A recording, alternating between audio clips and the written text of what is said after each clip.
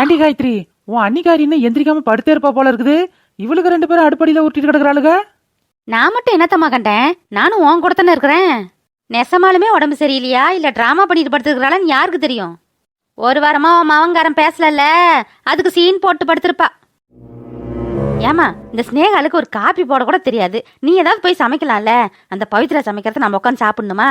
ஆமாடி, வீட்டுல இத்தனை பொம்பளை பிள்ளைங்க இருக்கையில வயசான கிழவி நான் சிரமப்பட்டு சோறாக்கி உனக்கு போடுவேன். நீ ஒக்கனையா உட்காந்து திம்ப. நீயும் உன் ஊர்ல இருந்து வந்ததுல இருந்து சும்மாவே என் கூட உட்காந்துக்கிட்டு அரட்டை அடிச்சுக்கிட்டு அவளை அதை சொல்லவும் இவளை இதை சொல்லவும் சொல்லிக்கிட்டு தானே உட்காந்துருக்குற. நீ ஏதாவது போய் சமைக்கலாம்ல. நல்லா இருக்குதே உன் கதை. இவ்வளவு நாளாதான் தனியா இருந்து கஷ்டப்பட்டேன். இப்ப அம்மா வீட்டுல ரெஸ்ட் எடுக்கலான்னு வந்தா இங்க வந்து என்ன வேலை செய்ய சொல்ற? என்னால சத்திரம் மாதிரிலாம் இத்தனை பேத்துக்கு ஆக்கி பொங்கி போட்டுட்டு இருக்க முடியாது. அதுக்கு நான் பேசாம எங்க வீட்டுக்கே போயிருவேன். என்னது சத்திரம் மாதிரியா?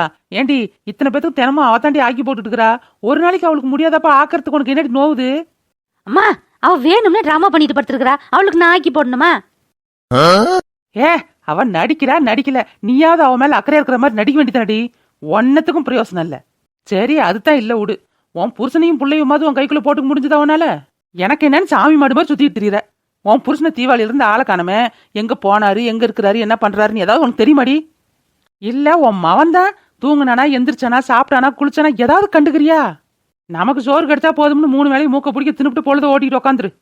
அந்த பையன் சந்தோஷம் தூங்கி எந்திரிச்ச நேரத்துல இருந்து திரும்ப தூங்க போறது வரைக்கும் அவனுக்கு சோறு விட்டணுமா, துணி மாத்தணுமா, குளிக்க வைக்கணுமா, எல்லா வேலையும் அதுக்கு தாண்டி பாக்குதுங்க. நாளைக்கு அவளுக்கு மேலதான் பாசமா இருப்பான், உன் மேலேயே பாசமா இருப்பான். நீ என்னம்மா சாபம் விடுறது மாதிரி சொல்லிட்டு இருக்கிற? அடியே, சாபம் இல்லடி, நடக்க போறதான் சொல்றேன். நீயும் தூங்கி எந்திரிச்ச நேரமா என் கூட தானே உட்காந்துருக்குற. இந்த பையனுக்கு சோறு விட்டலாம் பாலாத்தி கொடுக்கலாம் ஏதாவது நினைக்கிறியா நீ? அப்புறம் எப்படி உன் மேல பாசமா இருப்பான்? ஐயோ அம்மா, ஒரு பையனை எத்தனை பேருமா பாத்துக்க முடியும்? அங்கதான் ஸ்னேகா, பவித்ரா, தாமரன்னு 3 பேரும் மாத்தி மாத்தி பாத்துக்கிறாளுங்க. அப்புறம் நான் வேற தனியா என்னத்த பாத்துக்கிறது? இந்நேரத்துக்கு 3 வாட்டி தின்றுப்பான். பெத்த தாயின்னு நீ எதுக்கடி இருக்கிற? பெத்த பிள்ளையா அன்பா பாசமா அரவணைச்சு சோறு விட்டணும் பால் விட்டணும் தூங்க வைக்கணும்டி. அப்பதான் அவன் உன் மேல பாசமா அம்மா அம்மான்னு ஒன்ன சுத்தி சுத்தி வருவான். இப்படி அவளுக்கு சோறு விட்டுறாளுங்க அவளுக்கு பாத்துக்கிறாளுன்னு விட்டுட்டு இருந்தேன்னு வச்சுக்க, நாளைக்கு அத்தை அத்தைன்னு அவ சொல்றதான் கேட்பான். அவன் மேலதான் பாசமா இருப்பான். உன்னையெல்லாம் அம்மான்னு கொஞ்சம் கூட மதிக்கவே மாட்டான். நான் என்ன பண்ணுவேன்? அந்த கேன பையன் பெத்தமாவன் நான் கூப்பிட்டா கூட வந்தேன்னு கேட்க மாட்டேங்கிறான். அவன் அப்பம் குணம் அப்படியே இருக்குதுமா அவனுக்கு. அதுக்கு தாண்டி சொல்றேன், மாடு மாடு. நீ தாமா புரிஞ்சுக்காம பேசுற. அந்த தாமரை சோறு விட்டுறாங்கிறதுனால அவ அம்மாவாயிருவாளா? நான் சொல்றத சொல்லிவிட்டேன், நீ கேட்டா கேளு கேட்காட்டி போடி. முதல்ல உன் புருஷன் எங்க போயிட்டாருன்னு சொல்லு.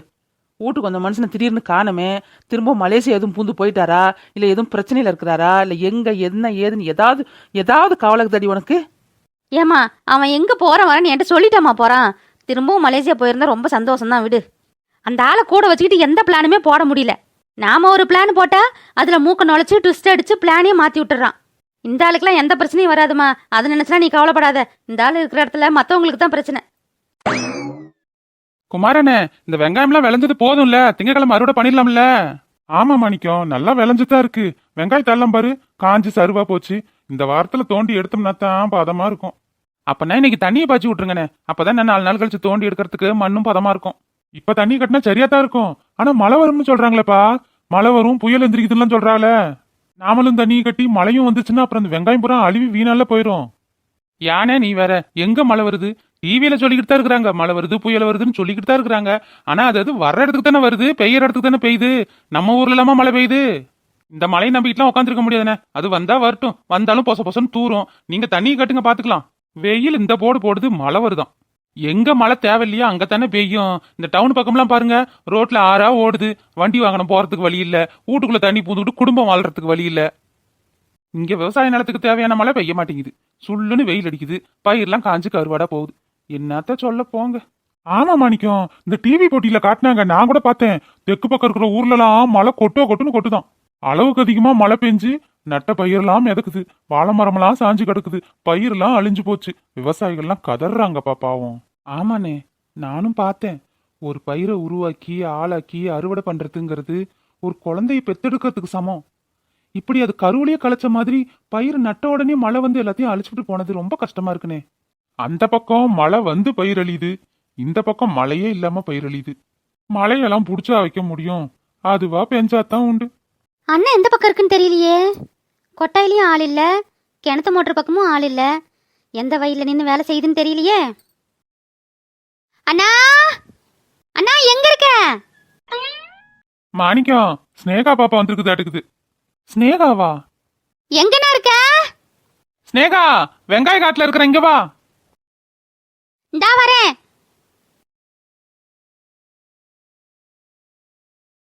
இந்தாண்ணா சாப்பாடு. ஏன்டா நீ மட்டும் தனியாவா வந்த? உன் அண்ணி எங்க போயிட்டா? அன்னிக்கு உடம்பு முடியலண்ணா, படுத்திருக்காங்க. பவி கூட இருந்து பாத்துக்கிறா, அதான் நான் சாப்பாடு எடுத்துட்டு வந்தேன். என்ன ஸ்னேகா சொல்ற? உடம்பு சரியில்லையா? நேத்து நல்லா தானே இருந்தா? நேத்து நல்லா தானே இருந்தாங்க. நைட்டு தலைவலிக்குதுன்னு சொன்னாங்க. பவி தைலம் போட்டு தேய்ச்சி விட்டா. காலையில எந்திரிக்கவே இல்லை. என்னன்னு போய் பார்த்தா காய்ச்சல் அனலாட்டம் கொதிக்குது. அதனாலதான் உங்களுக்கு சாப்பாடு நான் எடுத்துட்டு வந்தேன். அவளால ஒரு சின்ன வலியை கூட தாங்க முடியாது. ஒரு முள்ளு குத்துனா கூட துடிச்சு போயிடுவா. தலை வலிக்குது, காய்ச்சல்னு என்கிட்ட ஒரு வார்த்தை கூட சொல்லல. காய்ச்சல் நெருப்பாட்டு அடிக்குதுன்னு இப்படி படுத்து இருந்தா எப்படி சரியாகும்? ஸ்னேகா, கசாயம் ஏதாவது வச்சு கொடுத்தீங்களா? அண்ணே, பவிக்கு கசாயம் வைக்க தெரியாது. எனக்கு கசாயத்துக்கு ஸ்பெல்லிங் கூட தெரியாது. அதனால கஞ்சி மட்டும் காய்ச்சி கொடுத்து மாத்திரை கொடுத்துருக்கோம். நீ கவலைப்படாதண்ணா, கொஞ்ச நேரத்துல காய்ச்சல் குறைஞ்சிரும். நீ போய் சாப்பிட்டுட்டு வேலை பாரு, அண்ணி நாங்க பாத்துக்கிறோம். அண்ணா, வயசுல சின்ன பொண்ணுதான், ஆனா சொல்றேன்னு தப்பா நினைச்சுக்காத. உனக்கும் அன்னிக்கும் கல்யாணம் ஆகி 15 வருஷம் ஆக போகுது. ஆனா இன்னமும் நீ அண்ணி புரிஞ்சுக்கல. அந்த எரும மாடுதான் ஏதோ ஒண்ணு சொல்றானா, நீயும் அதை நம்பிக்கிட்டு அண்ணி திட்டுற? அண்ணி இப்படி ஒரு கேவலமான வேலையை செய்வாங்களான்னு கொஞ்சமாவது யோசிச்சு பாத்தியா? இதுக்காக அன்னிக்கிட்ட ஒரு வாரமா பேசாம இருக்க. எதையும் அவசரப்பட்டு பேசுறதும் முடிவெடுக்கிறது ரொம்ப தப்புண்ணா. நான் கிளம்புறேன், நீ போய் சாப்பிடு.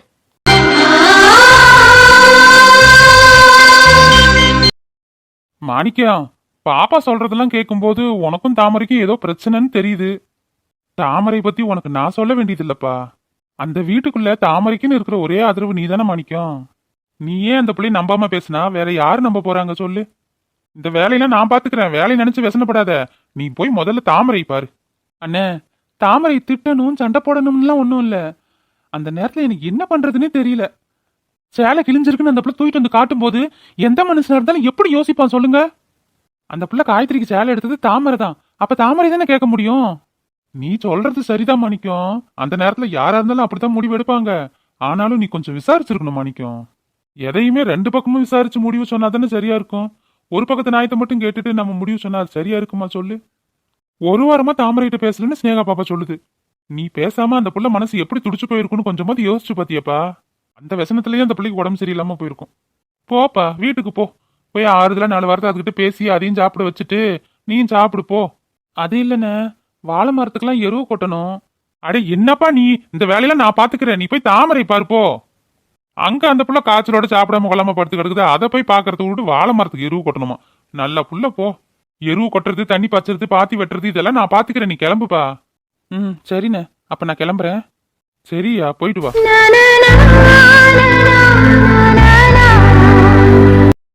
ஏப்பா, ஏய் என்னப்பா வேலை செய்யற? அள்ளி கொட்டுற நெல்லு மேல பாதி கீழே பாதியா கொட்டிட்டு இருக்கிற. பார்த்து வேலை செய்ப்பா. எல்லாம் கொஞ்சம் சுறுசுறுப்பா அள்ளி கொட்டுங்க. வணக்கம் முதலாளி ஐயா. அட வாமா சுந்தரி. முதலாளி ஐயா, உங்களை பார்த்து பேசிட்டு போலாம்னு தான் வந்தேன். ஆமா, என்ன பண்றான் அவன் புருஷன்? இன்னமும் குடிச்சுக்கிட்டு தான் தெரியறானா எப்படி? அவன்லாம் திருந்த மாட்டான் முதலாளி. குடிக்கிறதுக்கு காசு வேணும், அந்த காசுக்காக தப்பு மேல தப்பா பண்ணிக்கிட்டு திரியறான். என்ன மனுஷனா போ. சரி, அதை விடு.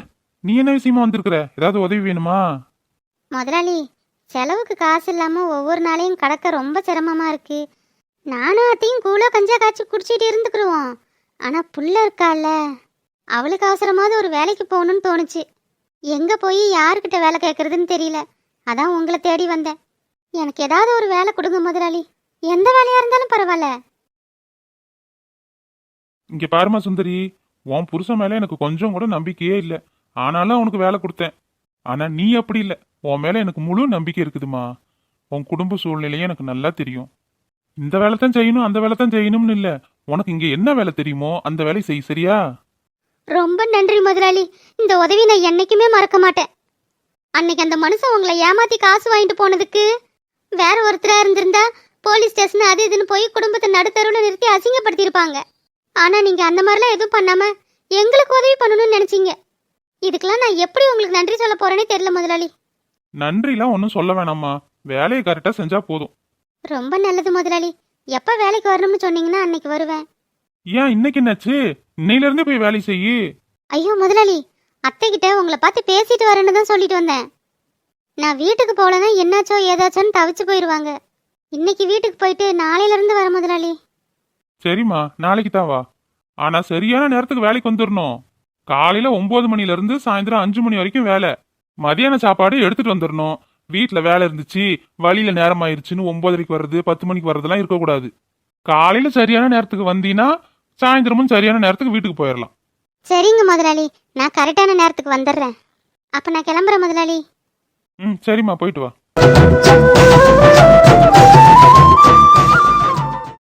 முருங்கைக்கீரையை வச்சு என்ன பவி செய்ய போற?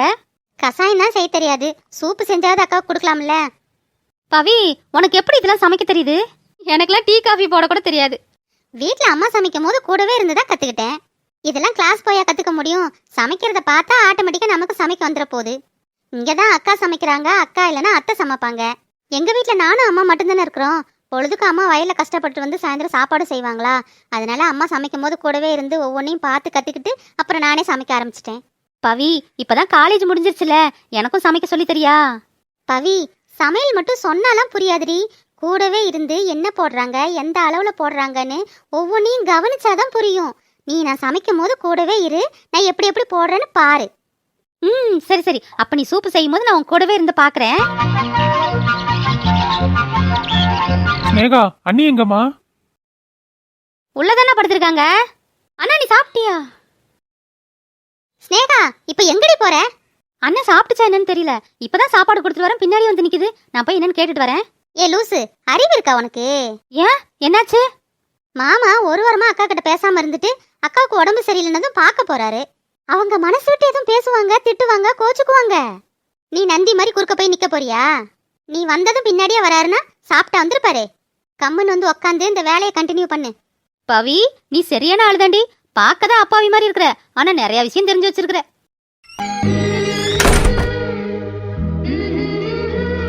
தாமரை, தாமரை, என்னடி இப்படி போத்தி படுத்துருக்குற?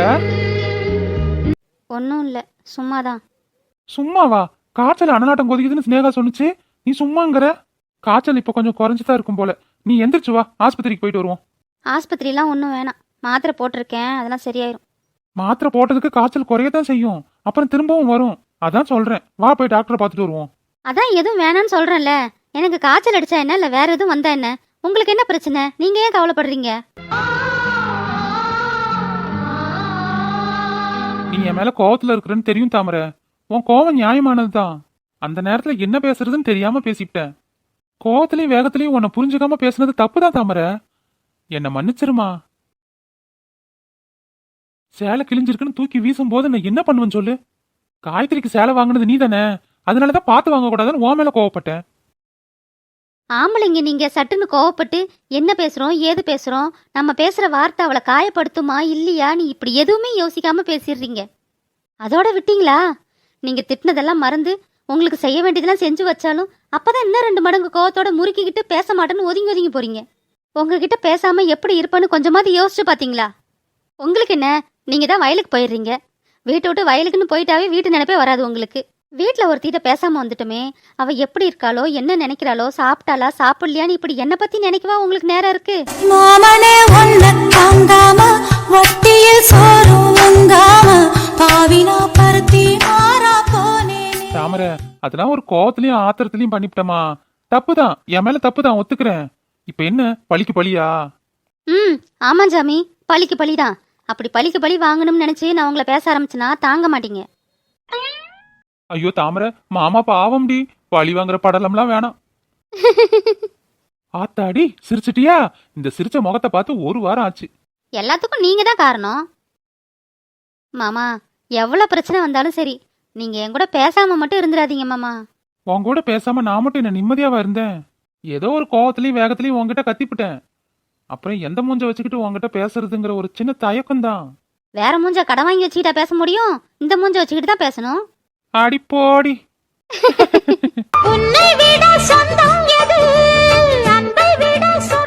சரி வா, வெளியில போவோம். பிள்ளைங்க 2 தான் முருங்கைக்கீரை ஆஞ்சிட்டு உட்காந்துருக்காங்க. ஸ்னேகா, அக்காவும் மாமாவும் வராங்கடி. மணமகளே மருமகளே வா வா, உன் வலது காலை எடுத்து வைத்து வா வா. பாத்தீங்களா மாமா அந்த பிள்ளைக்கு கொழுப்ப? பார்த்தேன். அக்கா, கொஞ்ச நேரத்துக்கு முன்னாடி கஞ்சி குடிக்க எந்திரிக்க சொன்னதுக்கு என்னால எந்திரிக்க முடியல, உடம்புலாம் வலிக்குதுன்னு சொன்னேன். இப்போ ஃப்ரெஷ்ஷா வந்து நிக்கிற. காய்ச்சல் உடம்பொலிலாம் போயிருச்சா? ஏ பவி, நீயும் அவ கூட சேர்ந்துக்கிட்டு கிண்டல் அடிக்கிறியா? அக்கா, இது கிண்டல் இல்ல, உண்மைதானே சொல்றேன். மாமா பேசுனதும் உனக்கு காய்ச்சலும் போயிருச்சு, டயர்டும் போயிருச்சு இல்ல? ஏன் நீ இவ்வளவு சிரமப்படுறதுக்கு அன்னைக்கே அண்ணங்கிட்ட சண்டை போட்டு நான் பண்ணலன்னு ஆணித்தனமா சொல்லிருக்கலாம்ல. இங்க பாரு ஸ்னேகா, கல்யாணமான ஒவ்வொரு பொண்ணுங்களுக்கும் அவங்களோட சந்தோஷம், துக்கம், வருத்தம், கவலை, கோவம், ஏக்கம் எல்லாத்துக்கும் அவளோட புருஷன் ஏதோ ஒரு வகையில காரணமா தான் இருப்பாங்க. அதை அப்படி அப்படியே கடந்து போயிடணும். எதையும் மனசுல வச்சுக்கிட்டு நான் முதல்ல பேசுவனா நீ முதல்ல பேசுவியான்னு வைராக்கியமா இருந்தோம்னா குடும்பத்தை நல்லபடியா நடத்த முடியுமா சொல்லு? புருஷன் பொண்டாட்டி சண்டை வராத வீடு எங்க இருக்கு? அப்படி சண்டை வரும்போது ஒருத்தர் கோவமா இருந்தா இன்னொருத்தர் விட்டு கொடுத்துதான் போகணும். அன்னைக்கு உங்க அண்ணன் கோவத்துல கத்தும் போது நானும் கூட சேர்ந்து கத்திருந்தேனா பிரச்சனை தீர்ந்திருக்காது, பிரச்சனை இன்னும் பெருசாதான் ஆயிருக்கும். அண்ணி, அதுக்காக நாம தப்பே பண்ணலனாலும் திட்டுறதை கேட்டுட்டு இருக்கணுமா? அடியே, உன்னை திட்டுறதை கேட்டுட்டு இருக்க சொல்லல, காய்ச்சி மூச்சுன்னு கத்தி சண்டை போட வேணாம்னு தான் சொல்றேன். உங்களை மாதிரி பொறுமையெல்லாம் எங்களால இருக்க முடியாதுப்பா. இப்படியே பேசிட்டு இருந்தீங்கன்னு வச்சுக்கோங்க, அப்புறம் உங்களுக்கு பூமர் ஆண்டின்னு பேர் வச்சிருவாங்க. மாமா, இவளுக்கு என்ன சொல்லி வச்சிருக்கிறாளுங்க? எனக்கு ஒன்றும் புரியல. தாமரை, நீ வயசான கிழவி மாதிரி பேசுறியா? அடி பாவிகளா, என்ன பார்த்தா வயசான கிழவி மாதிரியே தெரியுது. சேச்சே, உங்களை பார்த்தாலும் அப்படி தெரியல நீ, ஆனா பேசுறதெல்லாம் பார்க்கும்போது அப்படிதான் இருக்கு.